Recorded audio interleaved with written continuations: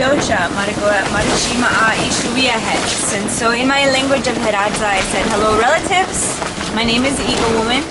My English name is Kandi Mossett. I'm Mandan Hiradza Rikara, and I have been in North Dakota all my life, born and raised here.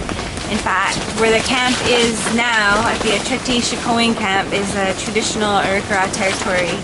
And it's pretty amazing to be here. It actually gives me the goosebumps when I look out and I see everybody camped here on this spot where over 200 years ago medicine was put in the ground, and it was talked about that there would come a time in the future that we would gather again as friends in unity to fight something much bigger than us. Of course, I wasn't known at the time what that would be, but now that I'm sitting here and I know that this is what that is, so it just gives me goosebumps, because this is a heavily fossil fuel state here in North Dakota. We've dealt with a lot of oppression, especially as Native people living here. And so knowing that the medicine is in the ground here and that the people have gathered in a good way, before we used to be enemies coming together to trade. It's a very big trade route. You can find shells from the ocean here in the geographic center of North America. You can find shells, and that's because we used to gather and trade, and then the medicine was put there.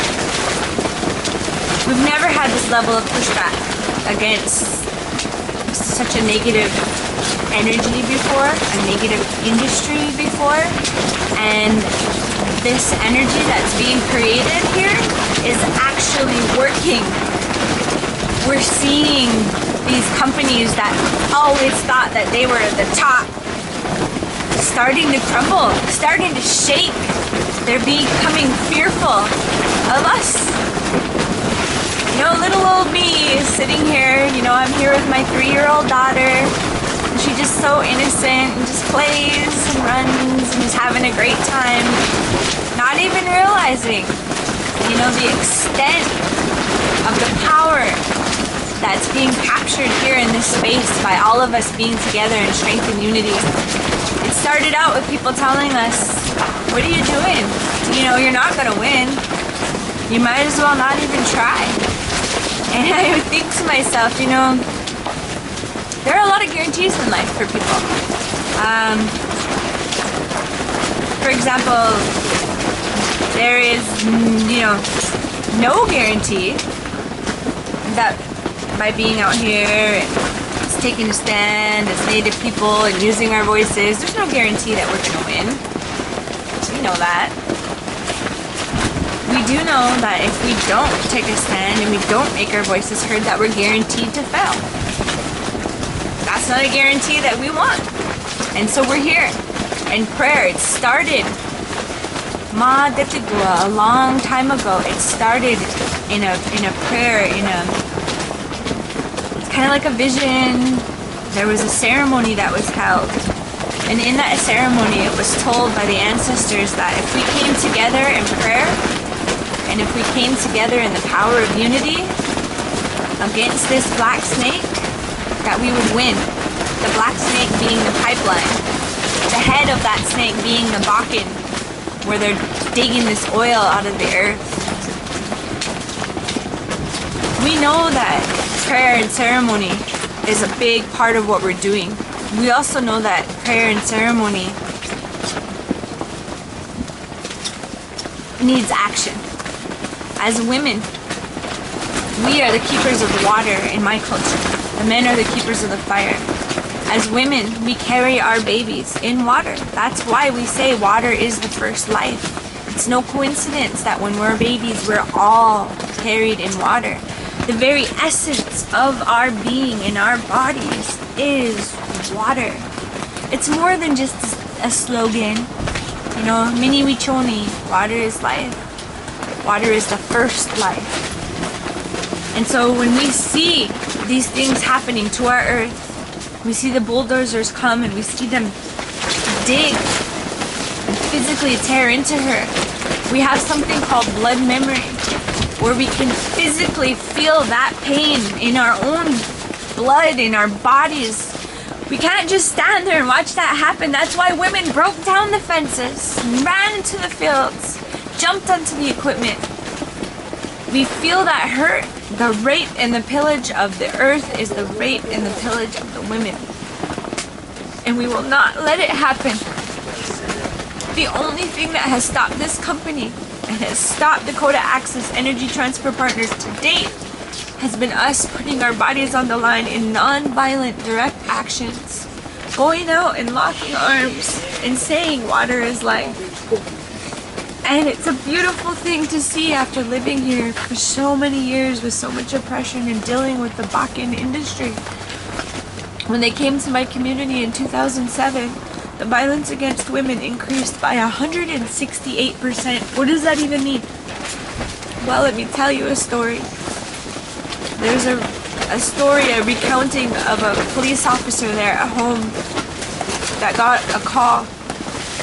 Come quick, bring social services, we have a child. A child was running away from a man camp, which these man camps sprung up with the industry. Thousands of men came from all over the world to work. They were not all good people. This child was seen running away from a man camp naked. Had been repeatedly sexually assaulted. She was 4 years old.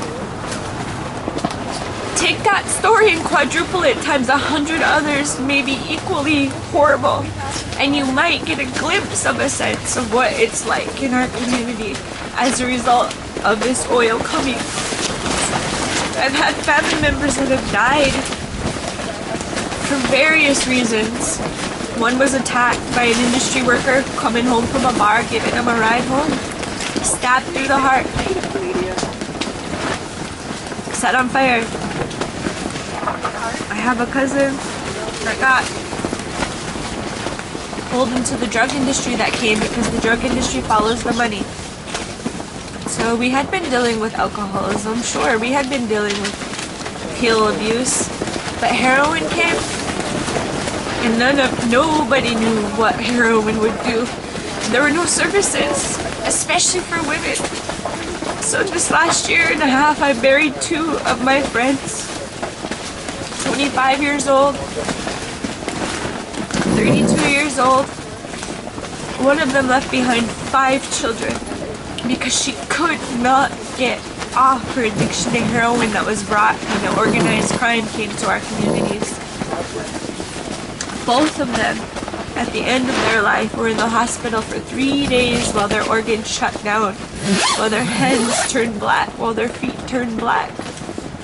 And you know, it was like the police said, well, they did it to themselves. We've got so much other stuff we have to deal with. It was just open and shut case. Other people went to jail. Other people went to prison for being involved with crime that came. When I was little, the worst thing that used to happen in my little community is that we used to go out during Halloween and we used to egg our teachers' houses and toilet paper their trees. I'm sorry if there's any teachers watching. We were the naughty kids. That was the crime in my community when I was little and when I was growing up. Nobody locked their doors. You could leave your keys in your car. I used to drive around on the lake with my dad and he would take a cup and just skim water right off the top and drink it. That would never happen now. You cannot imagine how it has torn everybody apart. Nobody trusts anybody anymore. Nobody knows anybody anymore. You don't borrow a cup of sugar from your neighbor anymore. It's just made people fight over money. It's caused families to completely split because some are getting money, some aren't getting money. Some sold out, some didn't sell out. The negativity is also here. Whether people want to admit it or not, you can feel that energy that's here at camp. You can feel that evil that is trying to split apart what we're doing. That evil is up against power. I don't think that evil knew or knows what it's getting itself into. But you can feel it here and you can feel it quivering and trembling in a way that I don't think it ever has before. That's pretty powerful. You have to be here though. You can't see it on Facebook or even listen to me, it's you have to physically be here and stand with us at Standing Rock and help us put bodies on the line, get arrested with us, pray with us. We need people throughout the winter. This company is evil. They knowingly went out and desecrated a sacred site of the Arikara people. They knowingly dug 3 burial grounds. And then you know what North Dakota State Press did? They said to the world, oh, there was no sacred site. Press release came out last week. There was no sacred site. Just lied. Flat out lied. Our tribal historic preservation officers from Standing Rock saw the Big Dipper, saw the Little Dipper, the rock formations. There was a bear in red rock. We don't even have red rock. Where did it come from? There were 9 burials that were identified. So the GPS coordinates were given to the court so that a cease and desist could be ordered against this company. Friday night, this was Labor Day weekend. Saturday morning, that company skipped over a 15-mile swath of land so they could go directly to that site, and they destroyed 2.2 miles. Bulldozed it. That is how evil they are. That is why we ran out and put our bodies on the line. And that is when we were met by a helicopter, by attack dogs, by private security that maced over 30 men, women, and children in the face. 6 people were bitten by dogs. A pregnant woman was bit on the shoulder, another woman was bit on the breast, and a child was bit. A young man went to the hospital. Instead of talking about that, the very next day, the press came out and talked about how we were violent and how we attacked them and how these 5 security guards were attacked. That is the level of oppression that we deal with here. But we're still here. We're still telling our story. We're still going out. Today, we went out. I think it was 2 or 3 miles long line of cars that went out. Helicopter was flying overhead. They must have been on their radios because when the scouts said, hey, they're leaving. There were 5 work sites today. When they heard we were coming, the workers left. Skied out of there. So we drove, we got up to the site, no more workers were there. We're like, okay, let's go to the next site. We drove, we got to the site, they were all backing out, leaving. I think it's pretty amazing the power of unity and prayer. Stand together, go as a team. Great things can be accomplished.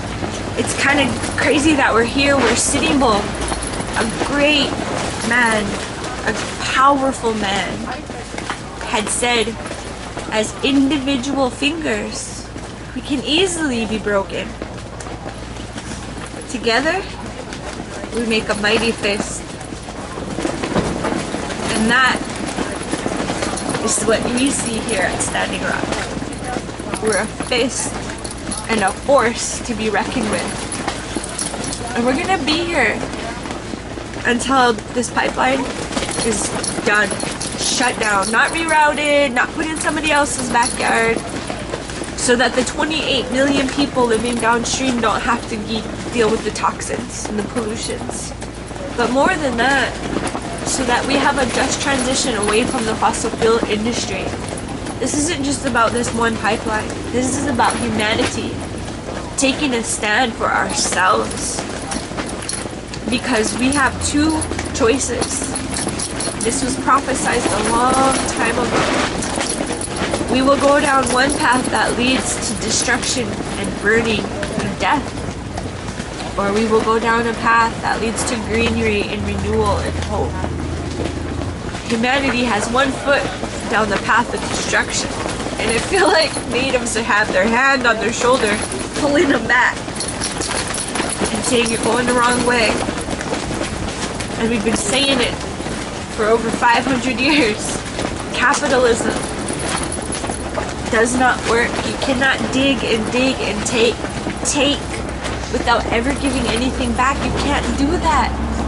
It doesn't matter the color of your skin, the age you recognize yourself as, your background, your religion, however a human identifies themselves, Bottom line is we are humans together on this planet. We can either stand and fight together to change the way things are, or we'll die together. That's humanity.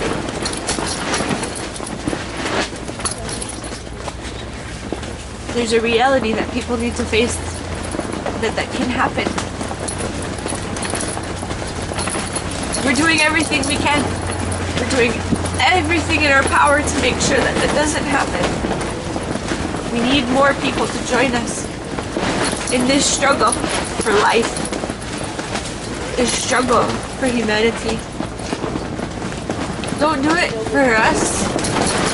Do it for yourself.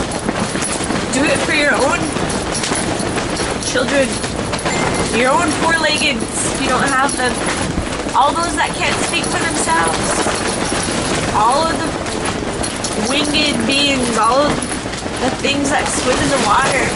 Be a voice. Stand up. Get off the couch. Don't be afraid. It's not just the way it is.